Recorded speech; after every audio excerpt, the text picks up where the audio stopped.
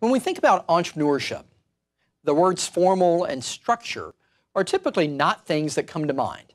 We may even think that these are incompatible with entrepreneurship. But what we see in a corporate entrepreneurship setting is that they are vital, that a formal structure is vital to the ideation and to the survival of new venturing ideas within the organization.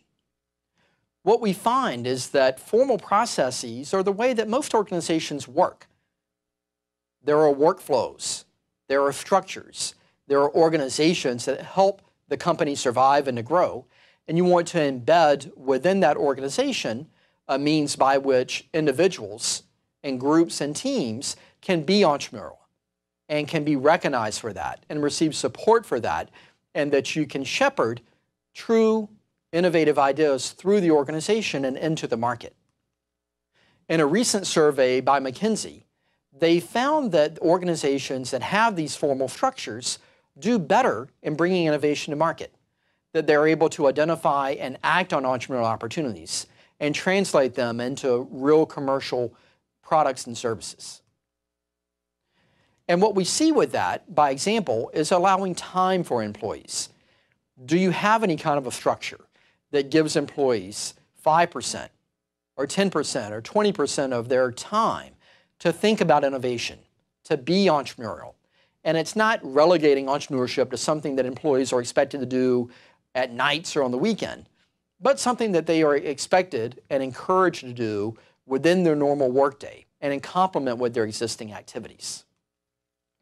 What we see for companies that do that is great things happen. So the Scotch brand and Scotch tape is a big piece of 3M. But what they found in doing a Genesis grant program that provides some time and some money and some support through the way of some committees and support structures for innovators within the organization is that things like Scotch pop-up tape, pre-cut tape that comes out of a dispenser that you can either have on the back of your hand or maybe on your desk, is a great success for 3M, as well as some multi-layer optical film technology that reduces glare and improves resolution, is something that is the product of these grant programs. There are other formal structures of the time off that a Google may allow, of the hackathons that Facebook and Shutterstock may foster and may manage, other things within the corporation where you have a structure that facilitates entrepreneurship, that facilitates ideation, that facilitates innovation as part of the corporate structure itself. What we see within a corporate environment and an entrepreneurial environment is that it's necessary to have some structure and some infrastructure that supports entrepreneurial thinking, entrepreneurial seeing, and entrepreneurial action.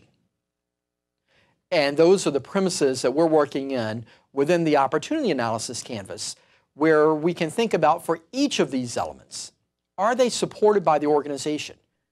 And if so, what structure, what events or activities or programs or policies or systems or structures are in place that enable each of these facets? And so we'll be exploring these and talk about some examples of these and some best practices for these throughout the course. Our text for the course will be the Opportunity Analysis Canvas, and this provides some context for what we're discussing, some background, as well as some added tools and techniques as well.